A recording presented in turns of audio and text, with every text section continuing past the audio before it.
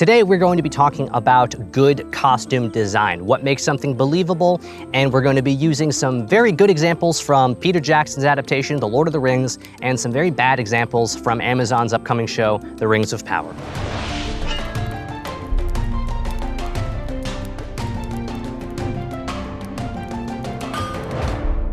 Greetings, adventurers. My name is Kramer, and something that I have noticed, a pattern, you might say, is a consistent regression in the way that costumes are designed for a lot of recent fantasy flicks that are coming out generally on various streaming platforms. And I'm not going to pretend that I have a degree in designing or manufacturing costumes, but just for my own sake and hopefully for yours too, I just want to break down why it is that some costumes are believable and some of them we just don't buy. And I think that that is something that a lot of us sort of innately understand, even if we're not able to exactly articulate why it is that something looks off. But it does, and we know when it does, so trust your instincts, because something is wrong. So my goal here is to give you maybe a little bit more of a vocabulary to use as you are beginning to form your own opinions about these shows as they continuously roll out, and at the very least help you to avoid these mistakes in your own costumes as you're designing them for LARP, Renaissance fairs, stuff like that, whatever. We're tying everything together. So the first part of this discussion is we have to define what the purpose of a costume is. That is how we can define whether or not it is good. So it is my humble opinion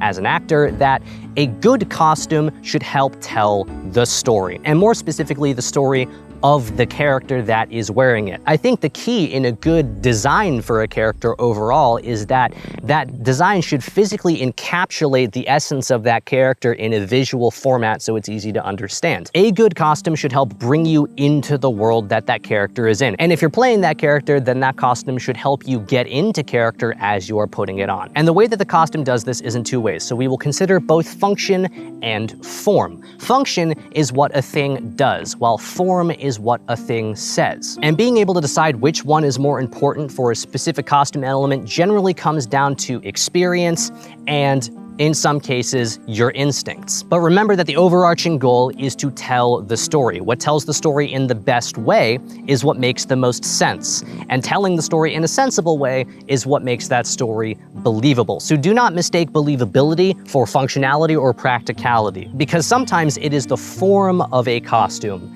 that tells the story better, making it more believable. So believability can be more closely correlated with sensibility because we believe something when it makes sense. So how would one decide whether or not form or function is more important? For this, let's take the example of the elves and their hair in The Lord of the Rings. Now, the recent design choices by Amazon with the Rings of Power has brought to light a conversation that many of us simply took for granted, and that is the question of whether or not elves, or indeed all elves, should have long hair. Spoiler alert, they should. And now we will explain why. It tells the story better. Functionally, you can make the argument that not all elves should have long hair. It's not very practical. That elves live for a very long time and all elves are the same, so there should be a slight variance in their hairstyles, setting aside braids and hair color. Or that Tolkien didn't specifically specify the length of the hair of the elves, and any one of these arguments are justifications. But form is more important for the elves. Elves are a people who value beauty and nature. They live so long that finding peace and beauty in simple, natural lines has become the way that they appreciate the world. The characters themselves value form, not function. We can see this in their poetry and music and architecture. The dwarves, the humans, they are a functional people, a practical people. They have to be because they don't live that long by comparison.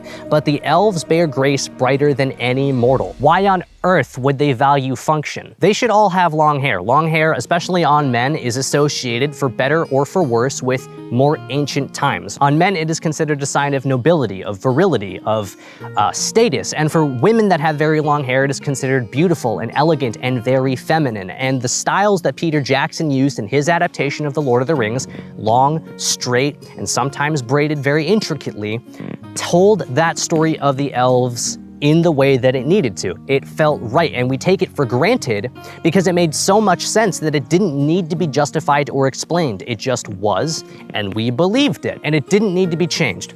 The best justification for that change that I have seen from the showrunners for the Rings of Power has been for Gil-galad, where they say that he does have long hair like we expect to see with the elves, but they just shaved his sideburns because he's a warrior and those would get in the way. And while I appreciate practicality as much as the next guy, it is unnecessary here, because Tolkien's elves don't need to be grounded in reality or practicality in order for me to believe in them. In fact, the more realistic you make Tolkien's elves, the less they feel like elves and the more they feel like regular people that just happen to have pointy ears, which is exactly why different hairstyles for shows like The Witcher or games like Dungeons & Dragons or other video games make sense, because in those worlds, that is essentially what elves are. They're just people with pointy ears, but Tolkien is very specific about the elegance and the ethereal grace of the elves. And having different hairstyles for things other than The Lord of the Rings is good because it helps to visually separate those two stories from each other. Because with a distinctive costume design, with the right form, you should be able to know exactly where you are and who you're looking at based on what it is that you're seeing. The world should look visually distinct,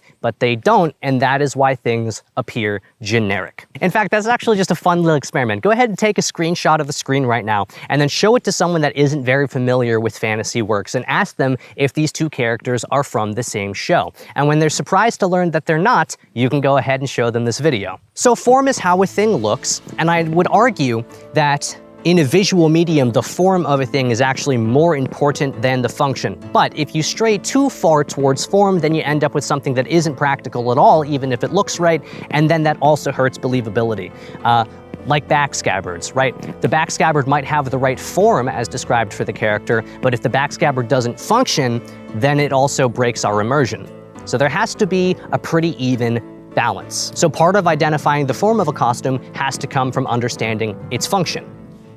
Why are you wearing what you're wearing? In real life, people wear what they're wearing for specific reasons. Now, yes, fashion or form often plays a part, but for certain jobs, maybe you need a type of boots that offers more protection, or you need harder wearing pants, or you need more pockets or an apron. And you can generally tell what a person does either for a living or what activity they're about to do based on what it is that they're wearing. And that should be the same for fantasy characters as well. The devil is in the details. And I hear a lot of people say that, but I sort of feel like not everybody actually understands what that means. Because it is not the fact that details just exist that make something believable.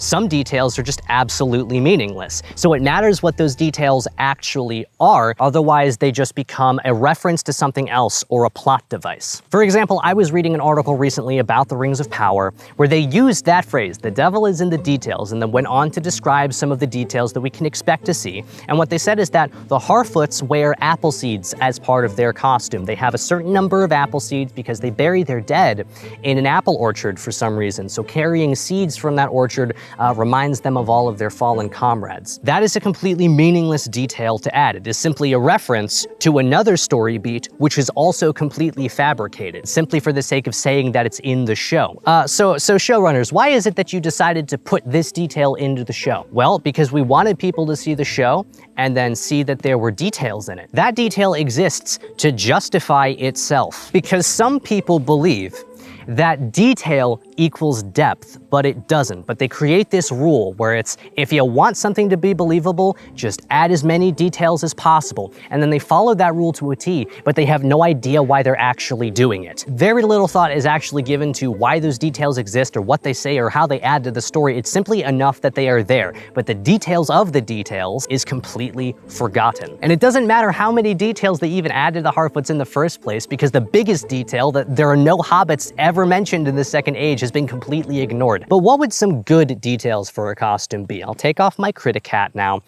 Let's look at Aragorn's costume from The Lord of the Rings. It's a pretty simple costume, to be honest, and that's fine, because costumes don't need to be complicated in order to be good. Viggo Mortensen specifically asked that a whetstone be added to his belt kit because it made sense that Aragorn would have that as a tool. The pouch that he has on his belt holds his pipe weed and also holds his pipe. And both of those items make sense for his character, and they make sense in the context of the story. But the story is not dependent on their inclusion. They just add to the story unobtrusively. His shirt has just the faintest bit of detailed embroidery, showing that there is more to him than meets the eye, foreshadowing his heritage, which is then paid off in the Return of the King. His bow and arrows aren't a historical medieval longbow, but look much more closely like a Comanche bow system with a very short bow, which is easy to maneuver around a horse or through rough terrain. It makes sense, and thus it is believable. And yes, I know that Aragorn in the books is not described as carrying a bow. I know that there will be at least one comment saying, well, see, Peter Jackson added to The Lord of the Rings too, just like the Rings of Power is doing, so you're a hypocrite for liking one and not the other. But remember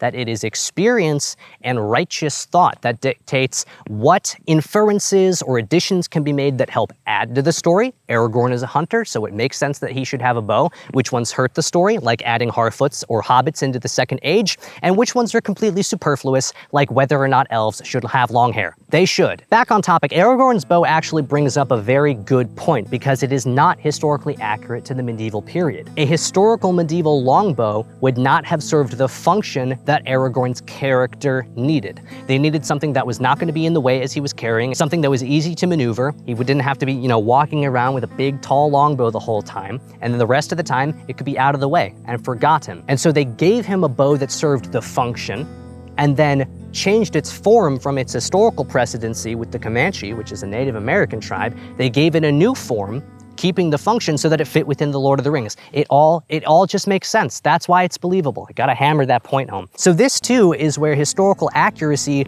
and believability should not be conflated in a fantasy. In a historical film, historical accuracy is what makes that thing believable, so obviously it should be there. But in a fantasy, it is the internal consistency of that world that makes it believable. So let's take another look at Aragorn's costume, because it is also not historically accurate to the medieval period because of the addition of his long leather duster. Now, thought was given to that. It is green. It's not black, it's not brown, it is green. Good for camouflage, it was well thought out.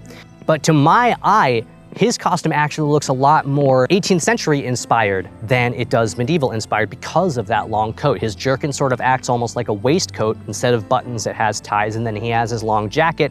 And then instead of giving him a musket like you would have in the 18th century, they gave him medieval weapons. So it's sort of an anachronism, right? And we know that the Long Hunters and Rogers Rangers from 18th century North America are very similar in their function to what we envision when we think of a medieval fantasy ranger. We just have to change the form. And so while Aragorn's costume is not medievally correct, it is also not recognizable as being 18th century. It is completely believable as its own thing. And Peter Jackson's team actually went out of their way to make sure that they were not drawing direct real-world influences into their own character designs, because they didn't want you to be able to say, oh, look, the elves are clearly Greek. They were creating an alternate history. They were documenting Middle-earth, not our world. So in that way, I actually think it makes a lot of sense, and I'm very grateful that the men of Middle-earth don't look like historical Anglo-Saxons. Now, I know that Tolkien was heavily influenced by the Anglo-Saxons and their literature,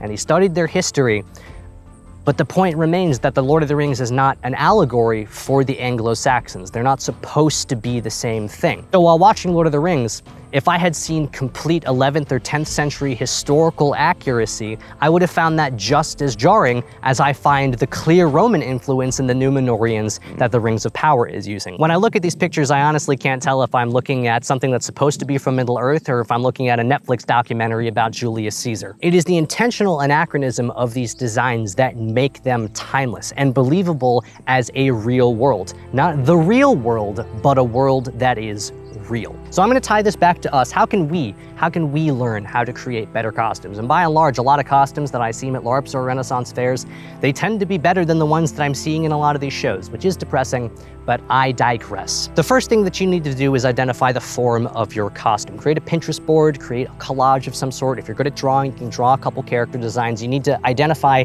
exactly what the feel is, what story you're trying to tell. What are you saying with your costume? What should people think and feel when they look at it? That is what you need to identify first. And then once you have all of that narrowed down to the color palette you're going to use, the textures and types of materials that you're going to be using, whether that's linen or wool or some sort of velvet or suede, something like that. Once you have all of that narrowed down, it's very simple. All you need to do is decide what it is that you actually need to wear. I need a shirt. The shirt needs to look like this. I've already established, and then you just find a shirt that looks like that. I need a pair of boots. Yes. the boots need to look like this. Okay, there's only so many options. And so it's very easy to narrow down after you know what it is that it's supposed to look like. It's the process of elimination. What type of cloak do you need to wear, right? So I have lots of videos on my channel about the functionality of different pieces of gear and what people should actually be using and what doesn't work. And you can check a couple of those out here. And if you want to start adding details to your character, then you can look forward to that in a later video. But until then, I'd like to wish you good luck on your adventures.